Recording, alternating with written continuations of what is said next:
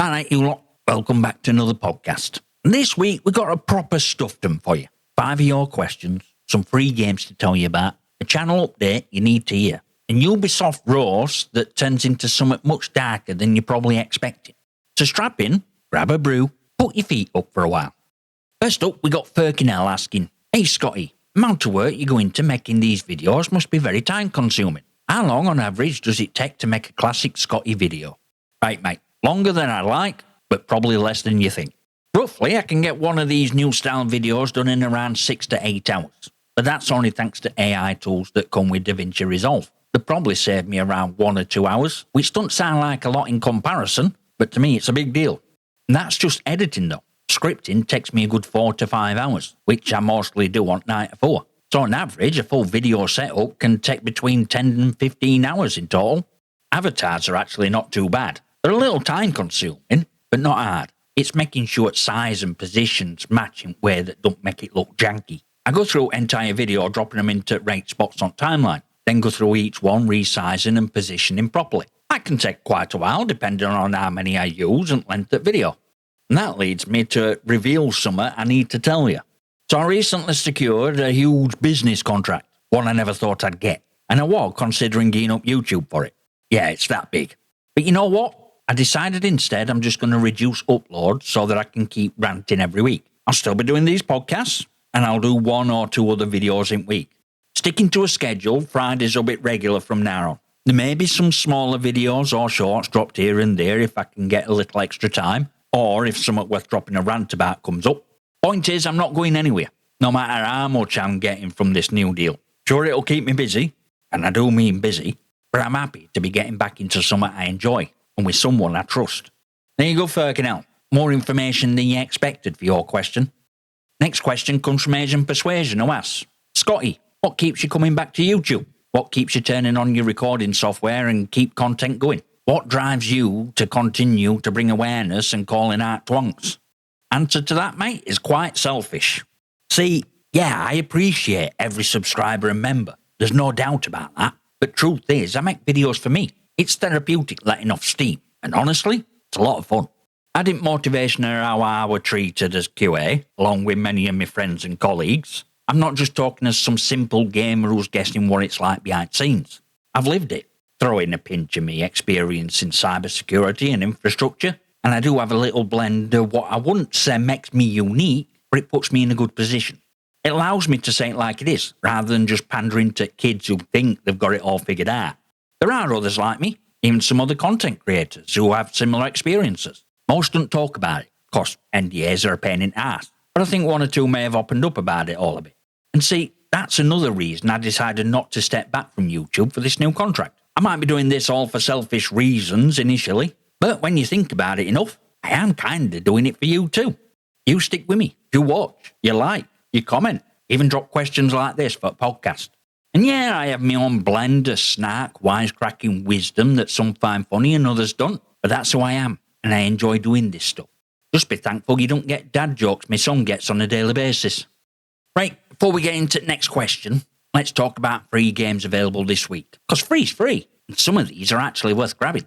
On Epic Games, we've got Definitely Not Fried Chicken. It's a business management sim with a twist. Think Breaking Bad meets Restaurant Tycoon. You're running legit fronts like fried chicken shops and laundromats while secretly cooking and distributing narcotics. It's got that dark humour throughout, sitting at about 72% positive on Steam. There's some bugs with employee AI. Workers apparently have a habit of starving to death while surrounded by food, but concept solid, price is right. Free. On Amazon Prime Gaming, we've got 3 titles dropping this week. First is D&D Al-Qadim, Genie's Curse. It's a God code, so DRM free. It's a classic 1994 AD&D action RPG with an Arabian Nights setting, often compared to Zelda in terms of gameplay. 94% positive on Steam. But look, I've never been a D&D gamer. I enjoy stories, but this don't fill me with interest.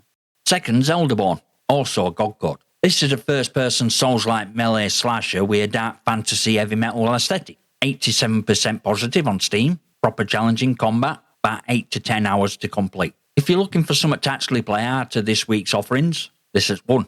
Third is Technotopia, which is through Amazon Games app. It's marketed as a city builder card game, but honestly, It's more puzzle game than city builder. You play as an AI building a utopian metropolis while balancing 4 factions. Nice art decor visual style, 4 hours of entertainment, but don't go in expecting cities skylines. Now, I can't really say any of these games filled me with interest right now, especially D&D one. But free is free, especially on GOG with the DRM free. So may as well grab them to keep. That's actual ownership. No launcher required, no online check-ins, no corporate hand up your ass checking if you're allowed to play your games. Even if you never touch them, they're yours properly. Right, back to your questions. Fire Up Friendly Arsonist 9195 asks, hey Scotty, thoughts on Splitgate BR Reloaded? Aye. Arena Royale, new BR mode for Splitgate Arena Reloaded. Honestly, mate, I don't really care for it. I saw a trailer and felt same apathy towards game I got around time they dropped Splitgate 2 back to beta. I follow what 1047 are doing with game, sure, but I've lost all interest in it entirely. Same way I feel about Call of Duty these days. Just way I feel about online multiplayer as a whole right now. For context, Splitgate 2 launched in June 2025 and immediately faced backlash. Expensive microtransactions, unpopular hero shooter elements, and CEO wore a mech FPS great again that at Summer Games Fest, which went down as well as you'd expect. They pulled it back to beta after just 1 month, laid off staff, even shut down original Splitgate servers because they couldn't afford to keep them running. Then in December, they relaunched it as Splitgate Arena Reloaded. Removed factions, removed abilities, went back to basics. Arena Royale just launched on January 22nd. 24 players, 4 biomes, less looting, more shooting, as to put it. But numbers tell a story. Splitgate 2 peaked at about 25,000 concurrent players on Steam. Arena Reloaded relaunch peaked at 2,297. That's a 90% drop. Now it's hovering around 900 to 1,000 concurrent. 1047's response to criticism was, Steam charts don't measure fun. Mate, that's cope. Pure cope. Fun don't pay to keep servers online. Look, when every shooter is chasing the same live service treadmill, same battle pass, same seasonal content hamster wheel, it all blurs together into one exhausting mess. I just can't bring myself to care anymore. That's my thoughts on it. What about yours? Drop your thoughts in comments. Next stage is 444 asks, you might be more aware of Silent Hill than I, but I know that Pyramid Head appears in SH2 since he's James's Guild or Psychological Tour Guide. Does he appear in other Silent Hill games where it makes sense? Or is Konami pimping him out like some popular hooker at corner? If I'm mistaken in any way, corrections are appreciated. Well, mate, that's certainly a great way to put it. In Silent Hill 2, Pyramid Head, or Red Pyramid Thing as he's officially called, is a bespoke creation for James Sunderland. It represents James's desire for punishment and his repressed masculinity. Strictly speaking, he shouldn't exist outside of James's subconscious. However, in reality, the franchise is a bit more complicated. In Silent Hill Homecoming, he appears as the Boogeyman. Developers tried to justify this by suggesting he's a universal manifestation of a father's guilt or a general punisher. It's generally considered at first instance pimping him out. I mean, sure, he looks cool, but his presence dilutes that intimate nature of what he meant to James. In Silent Hill Arcade and Book of Memories, he appears as a sort of greatest hits boss. There's absolutely no reason for him to be there. It was purely brand recognition. His appearance in movie turned him into General Guardian or Executioner for a lesser. Because movie were a success, that version of character, taller, more muscular, with different helmet, became blueprint for his appearances in crossovers like Dead by Daylight. This is where he became face at franchise, even when story had naught to do with James. Now, for some little corrections, you called him a psychological tour guide. Brilliant way to put it, but he ain't there to help James in a friendly way. He's there to force James to face truth by repeatedly killing Manifestation and Maria. Why does Konami keep using him? Classic case of design being too good for its own sake. Masahiro Ito, original creature designer, famously expressed frustration on social media about character being overused. He once even tweeted that he wished he hadn't designed him because Harari's been stripped to his original meaning. When original creator publicly wishes he hadn't made something because her art suits have bastardised it, tells you everything about how corporate thinking infects creative work. Ito made something meaningful. Konami turned it into a lunchbox. That's Pyramid Head sorted, but it's this next question from Ages 444 that I've been saving. Here it is. Ubisoft, am I right? Seriously though, fuck Ubisoft. I was looking forward to Prince of Persia Sands of Time remake, and as for delaying Black Flag, if it don't have multiplayer, may as well just play original version. Either the most genuine genius scammers or most inept baguettes in gaming. Can you please insult him in most northern Yorkshire way you can? Ubisoft's board couldn't organise a piss-up in a brewery if you gave them a map, a torch and a designated driver. These daft Apeth executives have got up business sense or a chocolate fireguard. They're about as useful as a trapdoor on a lifeboat. Guillemot Brothers have got more brass neck than a scrapyard and fewer morals than a ferret down rabbit hole. They've taken a company worth €100 a share and driven it into the ground like a clapped-out Vauxhall Corsa with no brakes and a drunk driver. They're tighter than a duck's ass when it comes to paying workers, but looser than a knackered elastic band when it comes to executive bonuses. If brains were dynamite, Ubisoft's leadership couldn't blow their noses. That kind of folk who'd sell their own grandma for tuppence and then complain they got shortchanged. Thick as two short planks nailed together, then laminated for durability. Brilliant thing, mate. What I'm about to tell you in incompetence. That's trap everyone falls into. Oh, Ubisoft are idiots. They don't know what they're doing. Bollocks. They know exactly what they're doing. Let me give you the most important number. €4.50. That's what Ubisoft stocks were trading at on 28th of January 2026. In 2018, those same shares were worth €100. That's a 95% collapse in less than 8 years.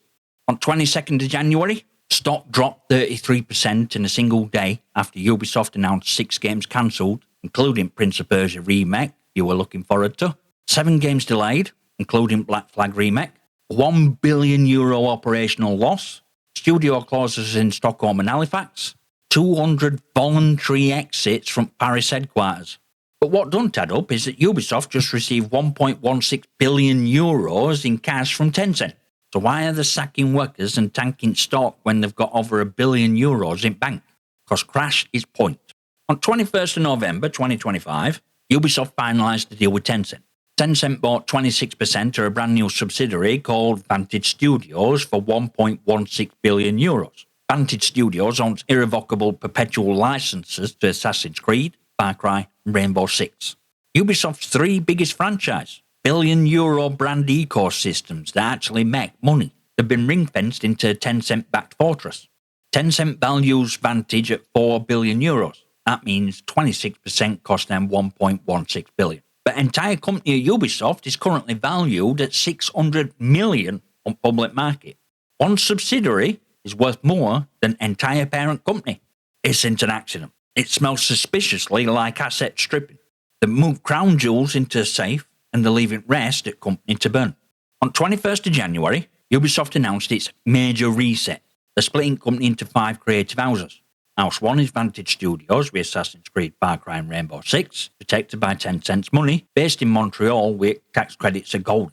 House 2 is Shooters with Division, Splinter Cell and Ghost Recon, which I predict will be merged into Vantage with staff in Sweden and France getting cut. House 3 is Live Service with Skull and Bones, For Honor and Crew, Sacrificial Lamb that will eventually be shut down. House 4 is Narrative and Fantasy with Beyond Good and Evil 2, Rayman and Anno, already on live support. House 5 is Casual and Mobile with Just Dance and Hungry Shark, cash cow they'll keep alive or just sell off. This into reorganisation to foster creativity, it's a butcher's menu. Workers, on 18th of December 2025, 61 out of 71 workers at Ubisoft Halifax voted to unionise with CWA Canada, first ever Ubisoft union in North America. Less than 3 weeks later, on January 7th, Ubisoft shut down entire studio. All 71 jobs gone. Their excuse? Not enough viable projects. But Ubisoft took $12 million in taxpayer money from Nova Scotia specifically to build that talent pool. And instead of moving these 71 specialists to help with €1 billion Vantage projects, they just deleted studio. That was Ubisoft sending a message. Unionise and we'll delete your workplace. In Paris, they've launched a voluntary departure program targeting 200 people. 18% at HQ staff. But they paired it with a mandatory 5-day return to office policy. They're forcing people to quit so Ubisoft don't have to pay severance. It's union busting by attrition. Now here's where it gets wild. On 12th of February 2026, Ubisoft is scheduled to release its Q3 financial results. I think this is when final move happens. Between 10th and 12th of February, unions have called a 3-day international strike. Management will use this as perfect scapegoat for the next round of bad news. Expect another loss on top of $1 billion already flagged. More game cancellation, specifically Beyond Good and Evil 2's final death. House 3 and 4 restructuring, which is corporate speak for shutting down underperforming units. And an HQ relocation announcement. Stock will react exactly how they want it to. Market will panic sell. Maybe another 30 or 40% crash from current 450, potentially hitting 250 or €3 per share. At that price, entire company will be valued at 350 to 400 million euros. Compare that to what we already know. Tencent just paid 1.16 billion for 26% of Vantage alone. If stocks crash to €3, Guillemot's and Tencent could buy out all minority shareholders for roughly 250 to 300 million. They'd own entire company for less than cost or a single AAA games marketing budget. Within 48 to 72 hours of that crash, expect a tech private offer at around €5 to €6 per share. It'll be framed as a 66% premium of a crash price, a rescue mission to save company from its struggles. But it's a scam.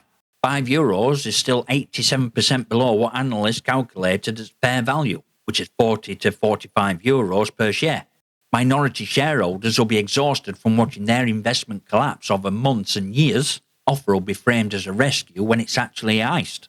Ubisoft ain't struggling. It's been surgically dismantled by very people who were supposed to be running it. Guillemot's and Tencent have moved €1 billion IPs into protected subsidiary. They've crashed stock by 95% over 8 years. They've systematically closed unionized studios. They've forced out thousands of workers while pocketing executive bonuses. They've set up a tech private offer at fraction at company's real value. Not business failure, financial crime scene. And if I'm right, we'll see final act play out in the next 2 weeks. February 12th is date to watch. If stock crashes below €3 and a buyout offer follows within 48 hours, you'll know this were all planned from start. They're not saving Ubisoft, they're looting it. It's a very heavy segment. I genuinely hope I'm wrong about February 12th, but I don't think I am. Let me know if you agree or not down in comments. Now, I want to say thank you to everyone who sent in questions this week, and a massive thank you to 2004 subscribers on YouTube. Also, a huge shout out to 7 members keeping lights on: James Lama, Ferkinell, Silver Bullet 90, AsianPersuasion, Abapical, Scotty Seether, and Mayhem. Much appreciated, every single one of you.